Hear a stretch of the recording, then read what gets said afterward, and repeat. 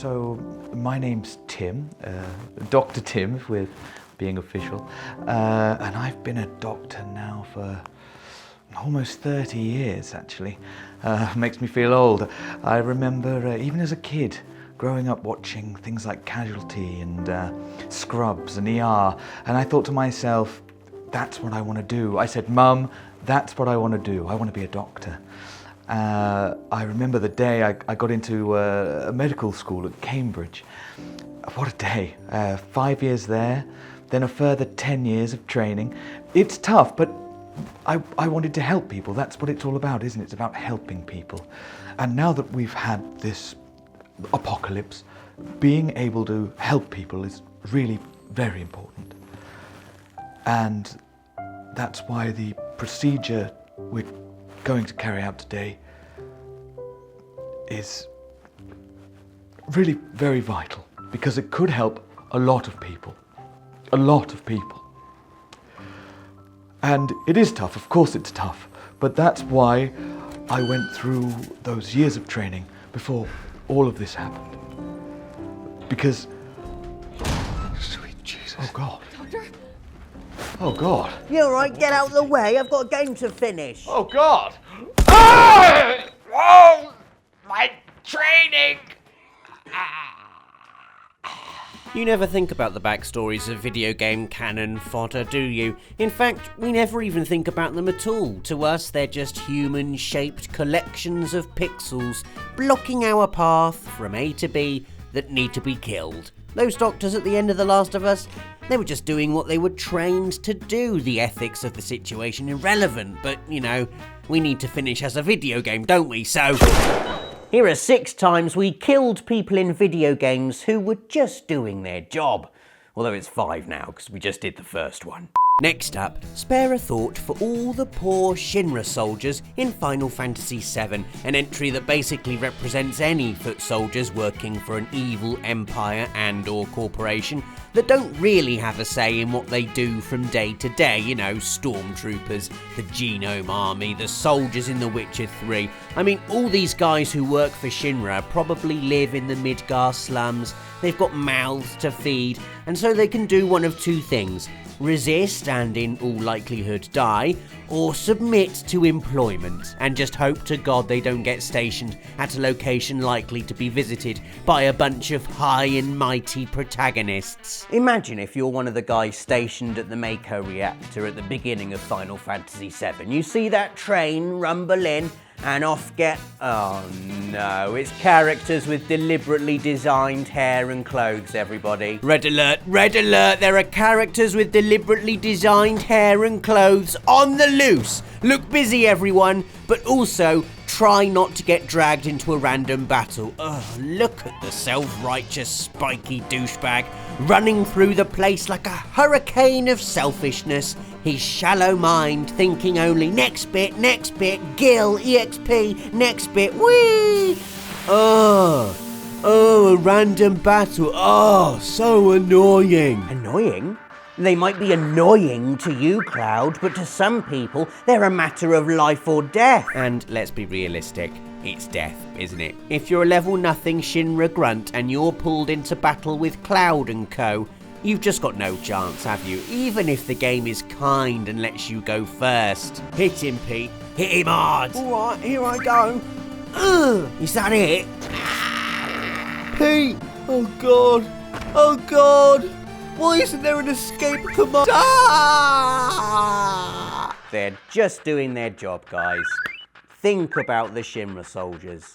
Entry number 3 is a creature I'm finding it a bit harder to feel sorry for, to be honest, but really, the Caretaker from The Witcher 3's Hearts of Stone DLC probably would have left Geralt alone if he hadn't come blundering into the Von Everec estate, which the Caretaker is tasked with, you know, taking care of. The Caretaker's duties involve the digging of graves, the killing of trespassers, and the sewing of dead people's kneecaps onto his face, apparently. And then attacking you ferociously with a spade for daring to interrupt his important work.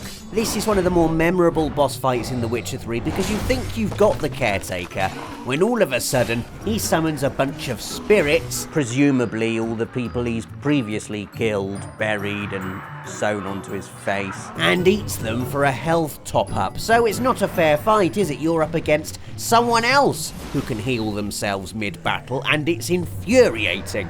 As horrifying and as dangerous as the Caretaker undoubtedly is, he is, as the name suggests, a caretaker. He's doing his job. Leave him alone. Let him butcher corpses and be weird and creepy. He's not hurting anyone. Well, a few people. Entry number 4 definitely isn't hurting anyone apart from you lots of times until you finally get good and beat Sif the Great Grey Wolf. Now, we've talked about this Dark Souls boss before in 7 video game bosses we didn't want to kill. And part of the reason we didn't want to kill the majestic beast, apart from all the limping and, being a lovely dog, was because he or she is basically just being loyal to his or her former master, Sir Artorias. It's heartbreaking, actually. After Artorias' death, Sif continues to be loyal, just like all those dogs in all those stories you see in those TV programs that make you cry. And Sif's job is to guard her former master's grave, so when you come along all like, I've got to get the Ring of Abyss walking, otherwise I've just got to! So I'm gonna have to kill you, Sif, you not evil guardian of your former master's grave. Get out of the way so I can steal the ring. Oh, come on, let me finish this game. It's just so unnecessary, isn't it? Next up, we're off to Skyrim for a double entry, and whichever person you end up killing depends upon which side of the Civil War fence you sat your Dovahkiin derriere behind right at the start of the game. Side with the Imperials. Yeah, Imperials. And your final mission in the Skyrim Civil War quest, oh yes, Skyrim spoilers by the way, will be to capture Windhelm and eliminate rebellion ringleader Ulfric Stormcloak. Now, Ulfric's made his bed and will happily kill him in it, but you do have to go through an innocent before you get to him. In this case, Ulfric's loyal bodyguard, Galmar Stonefist, voiced by none other than Paul Eading. That's Colonel Campbell. All Galmar has done is stay loyal to his Jarl. He's honourable, refuses to surrender, and sadly dies for his cause, a tragic loss of a true Nord warrior. On the other hand, if you side with Ulfric and his Stormcloaks, you'll end up capturing the Imperial stronghold of Solitude in the final mission of the Civil War questline, culminating in a battle with General Tullius. Again, Tullius not bothered. He doesn't even care about Skyrim himself. It's his bodyguard and loyal servant, Legate Rika, who makes up the second part of this double entry. Another proud Nord, Rika stands boldly before her compatriots Ulfric and Galmar, unflinching in her determination to fight for what she believes in. She doesn't leave her general's side even when defeat is guaranteed, and she dies a hero's death. See you in Sovngarde, Rika. Our final entry this week is from Assassin's Creed 3, and major spoilers for Assassin's Creed 3 by the way if you're yet to play it, and comes in the form of Haytham Kenway, the assassin turned Templar father of protagonist Connor, and of course the son of swashbuckling hero of Assassin's Creed 4, Edward Kenway. Now, the Templars of Assassin's Creed are a complicated bunch. Many of them are outright scumbags and deserve every inch of naked steel that gets driven through their greedy, gluttonous necks.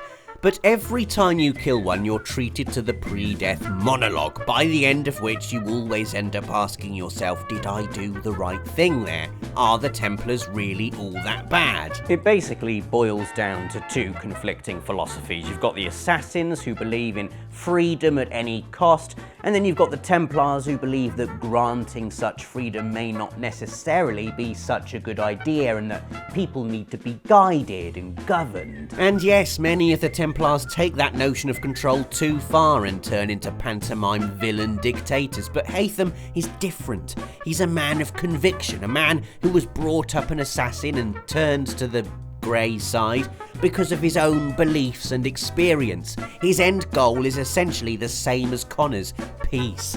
They just have differing views on how to reach that goal. And in a video game, when you have differing views to someone and you're armed with a tomahawk, Yeah, you end up fighting, don't you? So there you go, Haytham. Have a knife in your neck, like all your fellow Templars before you. We didn't enjoy doing this, and really you were just doing your job, what you thought was right. Unfortunately, what you thought was right put you in the way of us finishing Assassin's Creed 3, so it's off to the sterile Templar pre-death monologue chamber for you. Bye-bye, Haytham. And there we go, 6 times we killed people who were just doing their job. Well, 5 times we killed people and 1 time we killed a wolf. Let us know if you can think of any other examples in the comments. Leave a like if you enjoyed the video, watch another one by hitting one of the links on screen, and join us again next week for another Friday feature. Thanks for watching.